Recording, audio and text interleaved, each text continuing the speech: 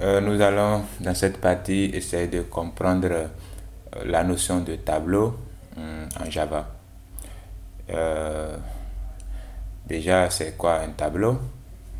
On peut tout simplement dire qu'un tableau, c'est une variable particulière dans laquelle nous pouvons stocker un ensemble de données de façon séquentielle et auquel on peut accéder par leur position, c'est-à-dire par la position des données qui sont stockées dans la variable. En utilisant un indice ou un compteur, on peut le dire ainsi. Donc la première des choses qu'on va faire, c'est d'apprendre déjà à déclarer un tableau en Java. D'accord? Donc pour déclarer un tableau, c'est simple.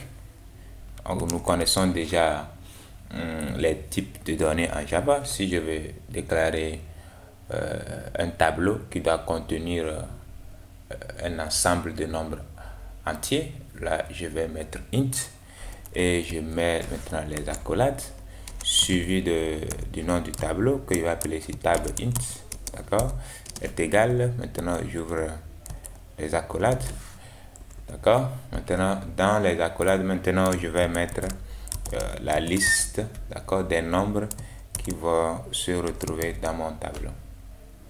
Voilà. Donc vous allez constater que c'est très simple, n'est-ce pas? C'est très simple pour créer un tableau. Là, je viens de créer un tableau que j'ai appelé tab int. Ça, c'est déclaration du tableau et son initialisation en même temps. D'accord?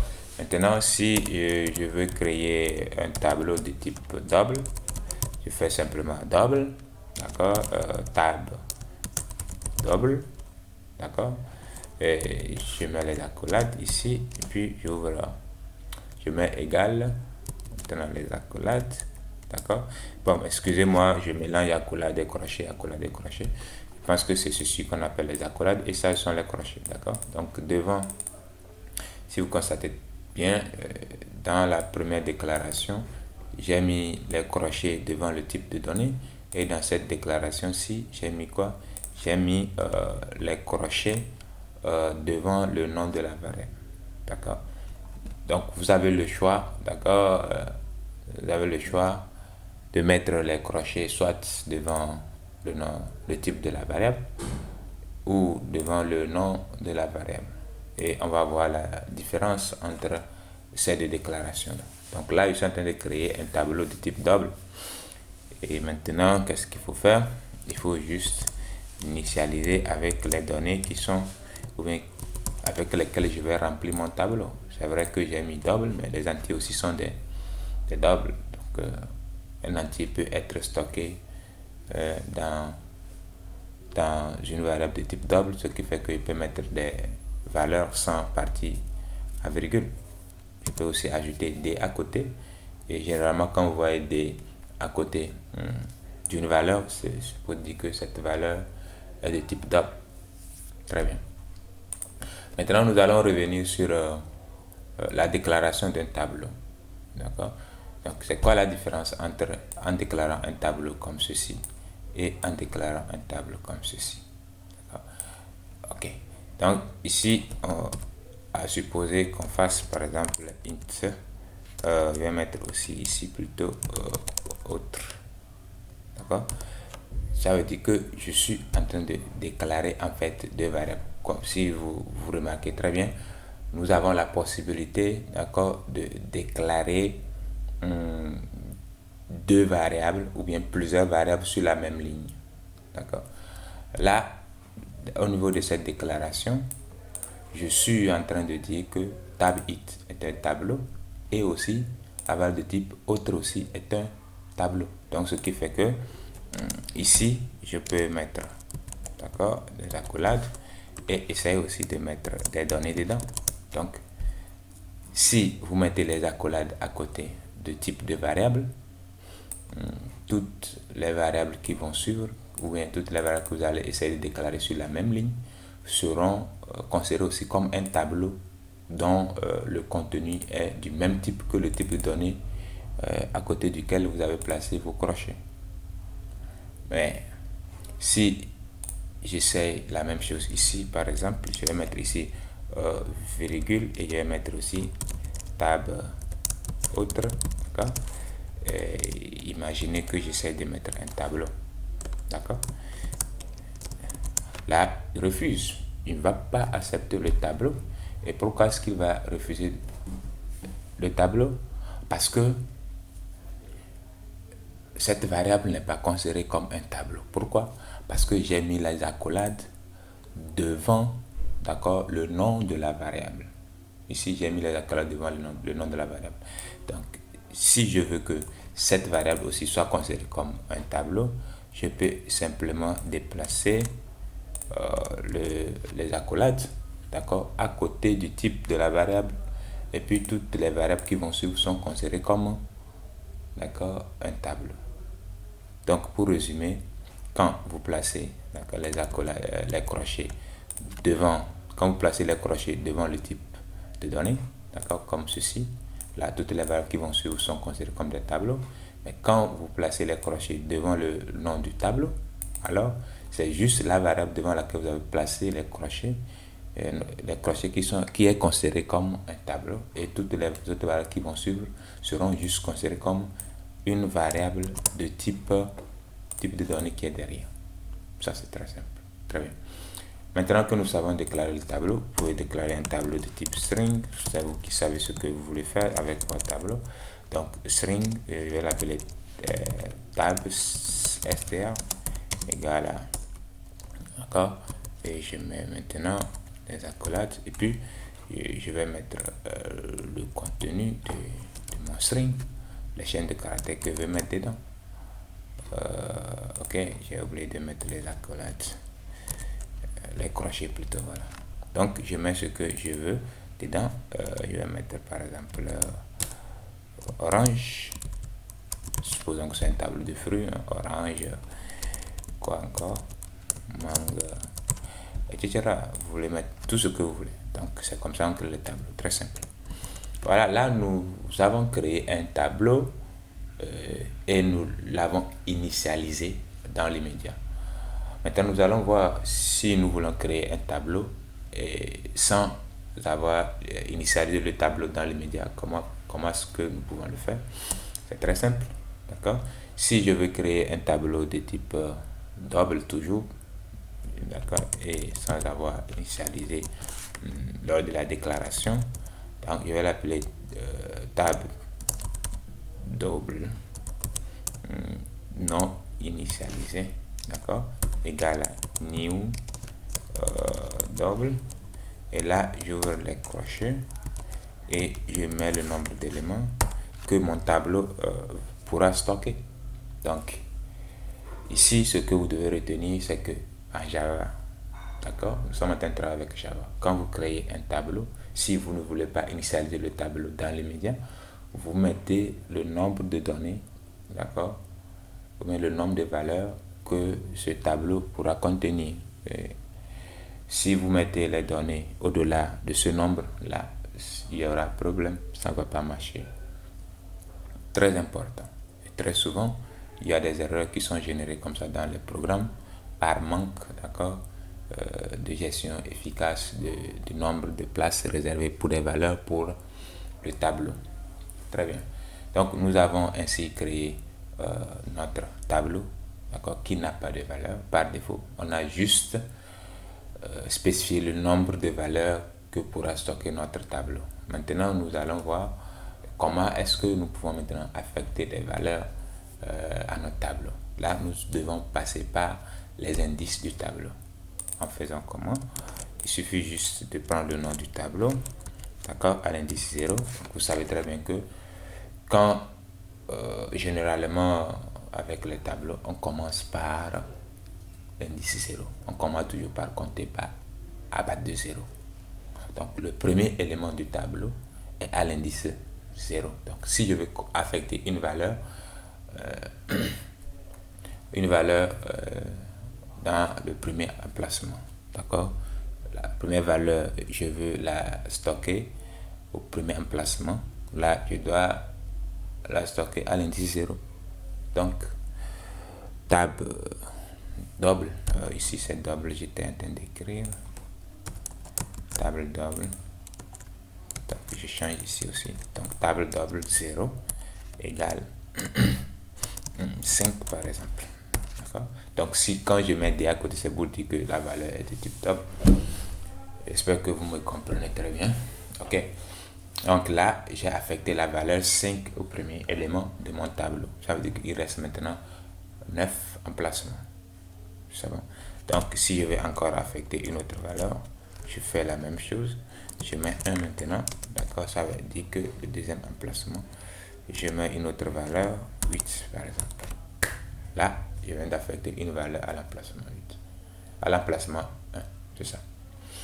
Donc, c'est comme ça, vous pouvez modifier le contenu de votre tableau. Pour les tableaux même dont le contenu a été initialisé aussi à la création, si vous voulez changer une valeur,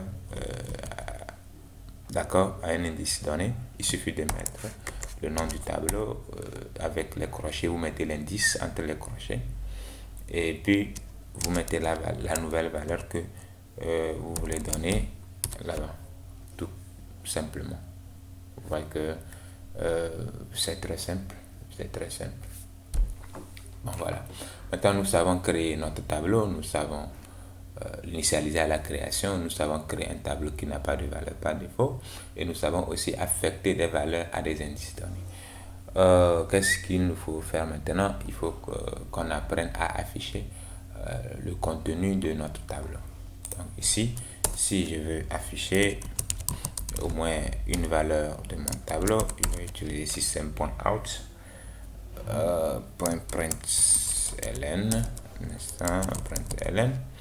et là je dois mettre le nom de mon tableau. On va commencer par celui-ci et je mets seulement l'indice, d'accord, l'indice du tableau pour lequel je vais afficher la valeur. Donc une fois que c'est fait, vous exécutez. Ouais. D'accord. Donc en mettant tab int 0, je suis en train de vouloir afficher la valeur qui est à l'indice 0 dans le tableau que j'ai nommé tab int. Et donc dans tab int, regardez bien, j'avais mis 12, mais juste en bas j'ai fait quoi? J'ai fait la mise à jour, j'ai changé le contenu de l'indice 0 par 10, ce qui fait que quand j'ai exécuté ici, j'ai la valeur 10. Vous voyez que ça marche, il n'y a aucun problème. Voilà. Donc maintenant, si vous voulez afficher toutes les valeurs du tableau, qu'est-ce qu'il faut faire? Là, on va faire recours à nos boucles que nous avons appris déjà. D'accord. Qu'est-ce qu'on avait appris avec les boucles? Moi, je vais préférer la boucle for. Donc avec la boucle for, maintenant je vais parcourir le tableau avec un compteur. Donc int i égale à 0, je l'initialise à 0. Et là, maintenant je vais dire que tant que i est inférieur à tab int, d'accord, point length, d'accord, je vais incrémenter i.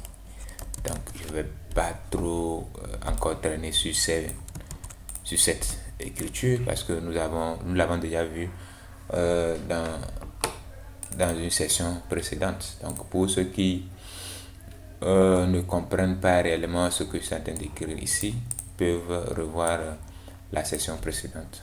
Tout est expliqué là-bas sur les boucles. Voilà. Donc ici, nous parcourons notre tableau, d'accord, et nous essayons d'afficher maintenant les éléments du tableau. Ici, je vais remplacer par i. Donc, quand nous commençons, i égale à 0, on remplace, d'accord, la valeur de i. Ici, ça va être tab int 0, donc ça va afficher l'élément qui a l'indice 0. Et après, maintenant, on va regarder est-ce que notre i qui est égal à 0, il est toujours inférieur à tab.length. Oui, ici, il est inférieur à 0 et inférieur à tab.length. En fait, tab.length permet de nous donner la longueur du tableau. Donc la longueur du tableau, ça fait 1, 2, 3, 4. Donc ça fait 4 éléments. Donc 0 étant inférieur à 4, on va incrémenter. D'accord? Et on affiche tab 1. Ainsi de suite. Tab 1, tab 2, tab 3, tab 4. D'accord? Sauf qu'on ne va pas arriver à 4. Ça fait 0, 1, 2, 3. Ça aussi, c'est un problème souvent que les gens rencontrent. D'accord? On dit la taille du tableau, ça fait 4 éléments. D'accord? Mais le quatrième élément est à l'indice 3. Très important à noter. Nous avons 1, 2, 3, 4 éléments quand on compte. D'accord? Maintenant, si nous voulons affecter les indices, d'accord, les indices 12 est à l'indice 0, 3 à l'indice 1, 9 à l'indice 2 et 0 à l'indice 3. C'est bon. Voilà. Ce qui fait que ici, nous avons cette écriture et à tout moment, il vérifie que oui, l'indice est toujours inférieur à table 9. Dès qu'il arrive à 4, 4 n'était pas inférieur à 4, il s'arrête. C'est-à-dire la boucle s'arrête en fait. Donc si j'exécute, allez-y. Donc j'ai les éléments du tableau et 10. Après 10, j'ai 3. Après 3, j'ai 9. Et après 9, j'ai 0. Très bien, ça c'est comme ceci. Il faut parcourir un tableau. Vous voyez que c'est très simple. Il y a absolument rien de compliqué. D'accord? Maintenant, on peut aussi utiliser le for each. On peut utiliser le for each. Donc là, on va dire for each intégral i dans le tableau.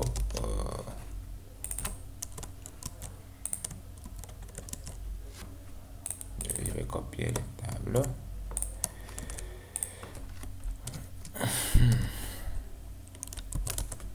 D'accord? Je vais juste afficher system.out. I. Voilà.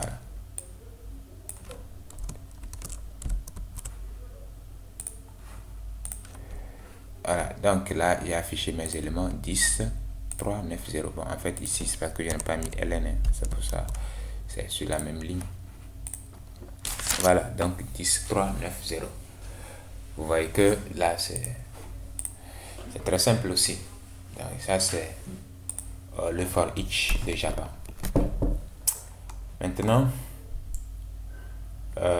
qu'est-ce qu'on va voir?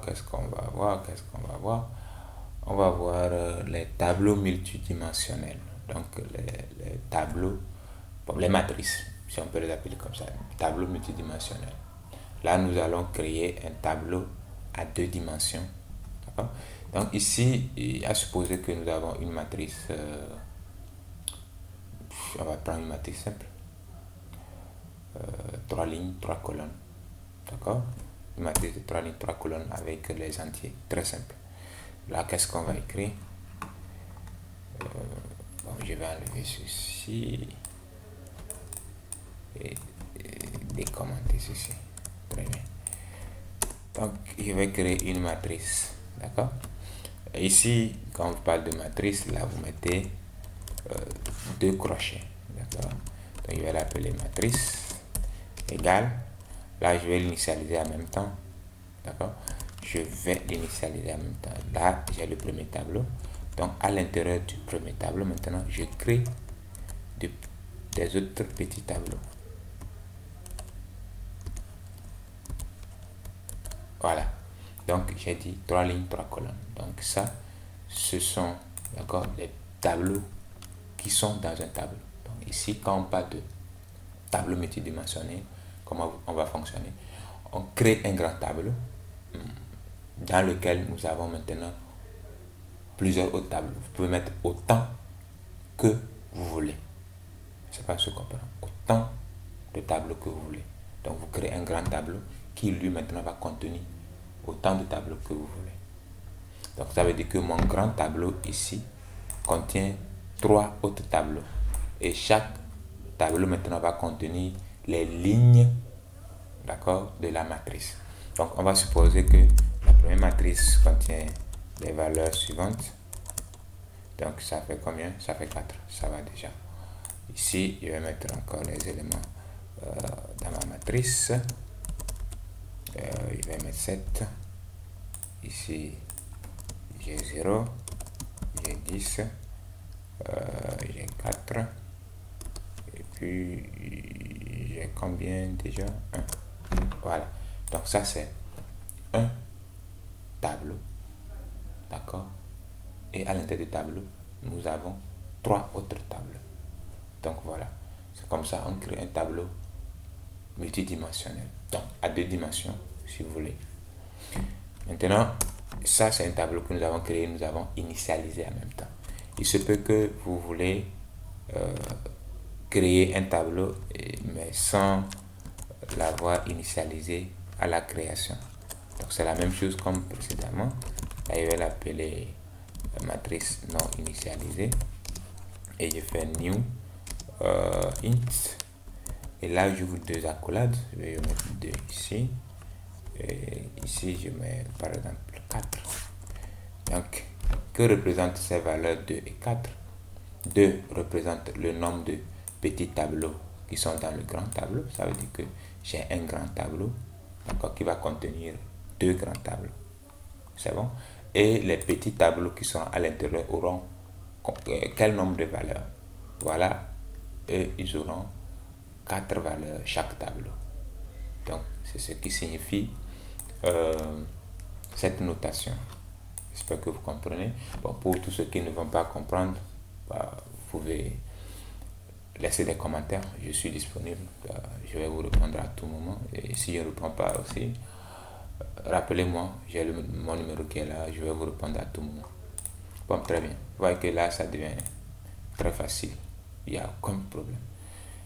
Maintenant, on va voir comment est-ce que nous pourrons parcourir notre tableau et afficher le contenu de notre tableau. Très bien. Là, on va utiliser 2 boucles imbriquées. On va imbriquer 2 boucles. Donc, on va commencer par for int i égale à 0. D'accord. Maintenant, i, comme on l'a fait, hein, tant que i est inférieur à matrice.length, je vais incrémenter le i. Là, ça va me permettre de parcourir le grand tableau. Ça veut dire que le grand tableau, en fait, lui, il a 3 éléments. Donc, je parcours le grand tableau, je prends chaque élément du tableau et puis je les parcours aussi comme des tableaux. Donc, voilà. Donc, ici, je suis à l'intérieur déjà du grand tableau. Donc, il faut maintenant reparcourir les petits tableaux. Donc, comment est-ce que je vais parcourir les petits tableaux? Je vais encore ouvrir une matrice. Excusez-moi. Je vais maintenant ouvrir une autre boucle for. Et là, je vais utiliser int j égale à 0. D'accord? Et tant que j est inférieur à quoi? Qui peut deviner? Bon. Tant que j sera inférieur à quoi maintenant? Tant que j est inférieur à matrice i point length, d'accord, j plus. Voilà. Là, je suis rentré dans le tableau matrice, d'accord, et dans ce tableau matrice maintenant, je prends un élément. Donc, quand i sera égal à 0, là, je suis dans le tableau matrice 0. Je suis à l'indice 0. Et à l'indice 0 du grand tableau, j'ai ce tableau. Et là, je cherche la longueur de ce tableau-là, qui n'est rien d'autre que 4. D'accord? Donc, je rentre maintenant dans ce tableau et je vais le parcourir avec l'indice J d'abord. Et une fois que j'ai fini, je ressors encore, je prends un autre, je le parcours, ainsi de suite. Donc ici, qu'est-ce qu'il faut faire maintenant? Il faut juste afficher les éléments. D'accord? Donc là, je vais faire system.out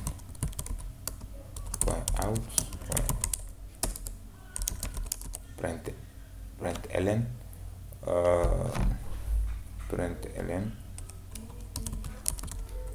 matrice et j. Voilà. Donc quand nous sommes à l'indice 0, i est à l'indice 0 ici, là nous sommes dans ce petit tableau, d'accord. Et là quand on rentre ici, on essaie de calculer les éléments. Donc, on fixe le 0 et puis on avance, on fait avancer le J. Vous voyez, là, on fait avancer le J. On fait avancer le J. Donc, le J va parcourir 0, 1, 2, 3. Quand ça finit maintenant, on sort de cette boucle et on attrape la boucle extérieure. On avance ici, on prend, on fait la même chose. Donc, ici, on va afficher les résultats et puis on va voir. Donc, c'est ça la matrice qui est affichée. Ce n'est pas du tout joli. Bon, qu'est-ce qu'on va faire? On va juste modifier l'affichage à notre avantage pour changer. Ok, là c'est encore mieux. Donc quand on utilise le print, ça affiche tout sur la même ligne. Maintenant, qu'est-ce qu'il faut faire? Ok, on va mettre /t pour mettre tabulation. Un peu de tabulation dans l'affichage du tableau. Ah voilà, on m'a mis un peu d'espace. Ah, mais ça ne ressemble pas à une matrice. Maintenant, qu'est-ce que je dois faire pour que ça ressemble à une matrice? Après chaque tableau, je vais ressortir et mettre simplement println. Voilà. Et je pense que on doit avoir un meilleur résultat. Voilà. Voilà notre matrice qui est affichée de 4, 8, 9. Premier tableau. Deuxième tableau 0, 3, 1, 7. Troisième tableau 0, 10, 4, 1. Donc voilà. Maintenant, ça veut dire qu'on peut tout simplement essayer de manipuler ces valeurs de notre matrice. On peut faire multiplication de matrice, on peut faire addition de matrice, tout ce que vous voulez. Voilà, tout ce que vous voulez. Calculer le déterminant. Bon. Pour les opérations, bon, si quelqu'un a une question particulière, et puis laissez la question dans les commentaires, je serai heureux, ravi de lui répondre. Très bien. Donc, je pense que c'est ça l'essentiel, hein, qu'il faut connaître sur les tableaux. Après tout, on va parler des listes qui vont nous permettre maintenant de pouvoir avoir un nombre illimité, d'accord, un nombre illimité de valeurs. Parce que les gens vont se poser des questions. Ok, j'ai créé un tableau ici de 10 valeurs. Ok, si dans la saisie des données, je me rends compte que mes données dépassent 10, qu'est-ce qui va se passer? Ça ne va pas marcher, ça ne va pas rester. Tu ne peux que mettre les 10. Donc, pour régler le problème, d'accord, des valeurs non prévues, c'est-à-dire que vous voulez saisir les valeurs autant que vous voulez et quand c'est bon, vous laissez. Là, on va utiliser ce qu'on appelle les listes. Et là, dans une autre session, on va voir tout ça. Donc, n'hésitez pas à poser des questions. Je suis disponible, je vais vous répondre à tout moment. N'hésitez pas aussi à vous abonner. Ouais. Abonnez-vous. Et à tout moment que je mettrai une vidéo, vous serez informé dans l'immédiat. Et puis, on va apprendre ensemble. On est ensemble.